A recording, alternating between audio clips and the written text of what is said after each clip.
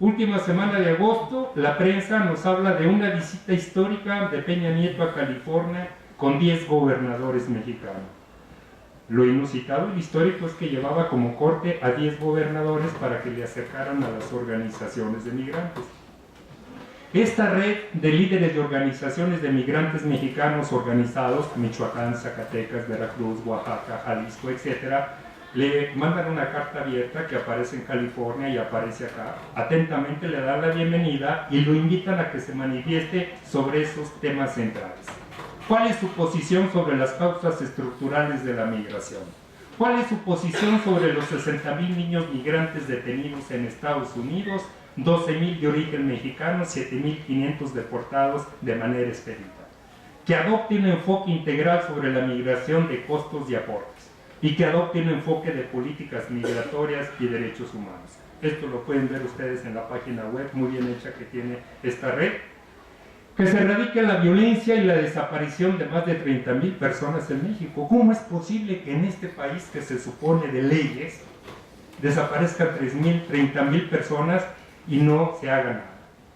Yo recuerdo en un evento de hace 25 años donde seguramente estaba Rolando Cordera, posiblemente Goyo, que es un poco más joven que Rolando, y hace 25 años debatíamos el porqué del no desarrollo en México, y Juan Castells tuvo un momento de lucidez, frecuente en él en aquel momento por lo menos, y decía, en México hay 4 variables importantes: el no funcionamiento del sistema judicial, el no funcionamiento del sistema educativo, la mediocridad de la clase política y la rapacidad del sector empresarial. Hace 25 años. Simplemente recuerdo el tema del no funcionamiento del sistema judicial, que es el más caro del mundo. Y planteaban el quinto punto que le plantean: concretar el PEM con apoyo institucional, con recursos y capacidad de todos los gobiernos. ¿Qué fue? ¿Cuáles fueron los discursos de Peña Nieto y los resultados? Un acuerdo de colaboración con el gobernador de California sobre turismo, sobre cruces fronterizos y buenos deseos sobre la reforma migratoria en Estados Unidos. Simplemente recuerdo que ese gobernador de California, cuando vino un mes antes en México, dijo: cuidado México con las transnacionales, si no se ponen listos se los van a comer vivos. Y yo creo que ya vamos a la mitad de la garganta del Big Brother, ¿no? ¿Cuáles son las lecciones positivas? Si yo los dejo con esto, van a decir pues que todos los del colectivo se suban a la parte más alta del cerro cercano y se avienten como los de Masada. No, el mundo es de retos, el mundo es de desafíos. Y yo creo que hay lecciones positivas. Y hay una formación de redes transnacionales, horizontales, multisectoriales, con un enfoque de equidad, de género, de transparencia y de trabajo colectivo. Yo no exagero si digo que dentro del colectivo las compañeras han sido el motor sistemático de un trabajo entregado de 3 años. 3 años ganando en trabajo y en capacidad de propuestas a las diferentes dependencias. Es un ejercicio inédito de la sociedad civil transnacional. Una enorme capacidad de trabajo, reflexión. Llegar a sentarse con los burócratas, con los expertos de Hacienda y hacerlos reconocer que no saben del tema de desarrollo y migración, pero que no son prioridades. Pero ahí están los documentos y ahí están las propuestas. Pasar de 49 organizaciones iniciales a 96 y tener la capacidad de hacer 3 encuentros transnacionales, el tercero con mayor participación de organizaciones de Estados Unidos e integrando a las organizaciones de Centroamérica y el Caribe. Esto significa un proceso de construcción social de capacidades de incidencia y de nueva institucionalidad para las políticas públicas y gobernanza de la migración.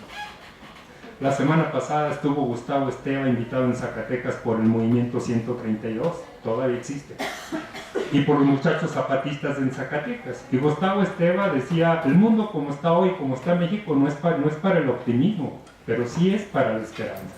Y la esperanza tiene que ser en la sociedad civil. El cambio no va a venir desde arriba, no puede venir desde arriba porque le está yendo muy bien. Vean ahora Slim con Sofía Loren. Bueno, es una expresión del poder, del boato, del glamour. Las cosas más bellas del mundo están con el poder. Al presidente le buscaron también su Sofía Loren autóctona, pero se la buscaron. ¿Por qué van a cambiar? Entonces creo que ahí está este elemento de construcción social de capacidades de incidencia. Cuando los líderes jóvenes de Chicago nos dicen, ¿dónde están los académicos? ¿Dónde están las universidades? Queremos cursos a distancia de formación de líderes transnacionales. A lo mejor los colegas de la Academia de Economía Política, ahí tenemos un nuevo espacio colectivo de trabajo que creo que ya empezamos de una manera progresiva a trabajar, ¿no? Esto significa la construcción de capacidades institucionales transnacionales para las estrategias de incidencia, ya no solo en México, sino en Estados Unidos y Canadá.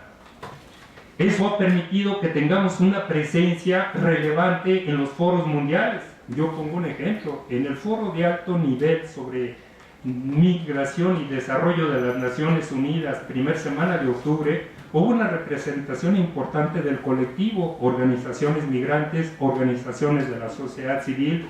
Estuvimos algunos académicos y de los 34 acuerdos a que se llegó en ese evento, 6 fueron aportes del colectivo. Y las intervenciones del colectivo generaron el enojo de Relaciones Exteriores porque criticaron al gobierno mexicano y porque se decía que en México no había una política de migración con enfoque de derechos humanos. Porque esta es una de las paradojas, el gobierno mexicano tiene 15 años siendo farol de la calle y oscuridad de la casa. En los foros mundiales, en las Naciones Unidas dice que está de acuerdo con políticas que articulen desarrollo y migración, pero aquí vemos cuáles son sus respuestas. Y seguimos colaborando no solamente en México, seguimos colaborando en América Latina, seguimos colaborando en Centroamérica y seguimos colaborando también en África. Y hoy tenemos colectivamente esa responsabilidad, parte del Comité Internacional y parte del Comité organizador del siguiente Foro Social Mundial en Johannesburgo. Con contradicciones, África es un continente con unas contradicciones enormes, terribles. Sudáfrica es la síntesis de todas las contradicciones, pero el evento va funcionando y va avanzando. ¿Cuáles son los productos sociales? Una amplia alianza de redes de organizaciones, compartir una agenda estratégica integral, algo que yo valoro mucho, un proceso de aprendizaje transnacional de todos los actores, y nuevamente retomo lo que era un condicionante planteado al inicio de mi presentación. La factibilidad de ir aterrizando nuestras propuestas depende del fortalecimiento y la participación de la sociedad civil, y también la reorientación del modelo económico depende de eso. Planteo que la larga noche de la economía de la muerte neoliberal y la gobernanza por desposesión que nos están imponiendo está vigente. México sigue siendo una enorme fábrica de pobres. Al gobierno no le importan los 32 millones de origen mexicano en Estados Unidos, ni los 117 millones en México. Tampoco le importa el territorio ni la soberanía nacional. Hoy todo México es Sonora. Todo el país es explotable, es degradable, es contaminable, es desechable, y el Estado mexicano tiene que dar la cara por esta rapacidad de la clase empresarial que hace 25 años nos hablaba Juan Castello. No hay lugar para el optimismo, reitero, pero sí para la esperanza de la sociedad civil transnacional. Su lucha, la experiencia y alianza explica que el compás siga con las acciones trazadas.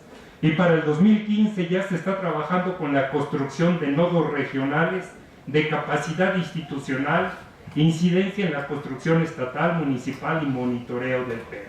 ¿Dónde se está haciendo esto? Se está avanzando en nodos regionales en Chiapas, en Oaxaca, en Tlaxcala, en Puebla y Coahuila, con el aterrizaje paulatino de la agenda, con la propuesta de nuevas leyes. Mujeres indígenas migrantes de Tlaxcala opinando sobre la ley de migración y derechos humanos en Tlaxcala. Mujeres migrantes tlaxcaltecas discutiendo sobre los presupuestos de Tlaxcala. Creo que es donde está el aterrizaje de Polanyi, sin perder el compromiso de que nos hablaba Lenin. En Chiapas y Oaxaca se están haciendo propuestas para migrantes retornados.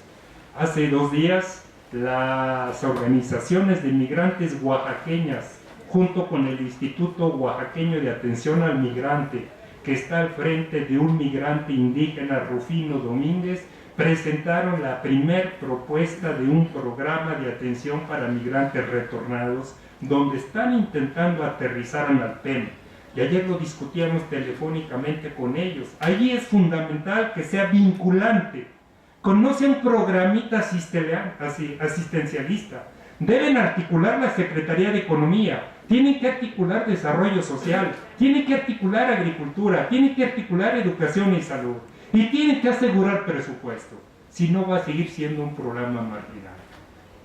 En Zacatecas, hace 10 días, después de trabajar 4 años con organizaciones migrantes, yo pues ya no tenemos, los del grupo migratorio de migración en Zacatecas, trabajando con la Iglesia Católica, de base con los curas de las parroquias. Hace 5 años nos hicimos una pregunta: ¿qué podemos hacer colectivamente por las comunidades y por los migrantes? ¿Qué podemos hacer por los jóvenes y por los migrantes? Y los curas que trabajan en las comunidades nos dijeron: a nosotros como iglesia de base nos preocupan las parroquias y los migrantes. Nos preocupan los jóvenes y los migrantes. Hicimos 3 seminarios y ahora en el 4º seminario finalmente tenemos un proyecto: la construcción de un centro integral de movilidad humana y desarrollo comunitario. Y es un proceso donde están colaborando también los escalabrinianos con la experiencia de Filipinas, de África, de Australia y de Roma. Es decir, es un proyecto donde estamos canalizando el conocimiento adquirido colectivamente. Esto yo le llamo la pedagogía de la construcción social transnacional de otro desarrollo. No pretendo exagerar lo que se ha hecho, pero por lo menos creo que nos motiva a los cientos de personas que hemos participado.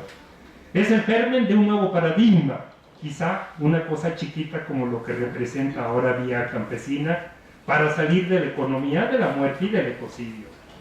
Si se hacen esfuerzos similares, como sé que se están haciendo con organizaciones campesinas y otros sectores, esto permitirá amplificar las redes de redes, desechar la economía de la muerte, construir la economía de la vida, del empleo, del ingreso, de la equidad, del bienestar, la democracia, y construir un país donde quepamos todos los mexicanos. Finalmente, estoy convencido que el conocimiento, la experiencia y el compromiso de la Academia de Economía Política puede hacer un gran aporte en este esfuerzo de calado histórico. De hecho, está por aparecer un libro donde algunos de ustedes han colaborado con organizaciones de migrantes a nivel de cuál es la experiencia empresarial, cuáles son sus planteamientos, cuáles son sus propuestas, cuáles son los desafíos. Termino agradeciéndoles a todos ustedes su participación y el acompañamiento, colegas, amigos, amigas, a los integrantes del COMPA y a los estudiantes que se dieron la oportunidad de venir a escuchar mi participación. Por aquí dejamos copias de mi documento. Muchas gracias a todos y todas.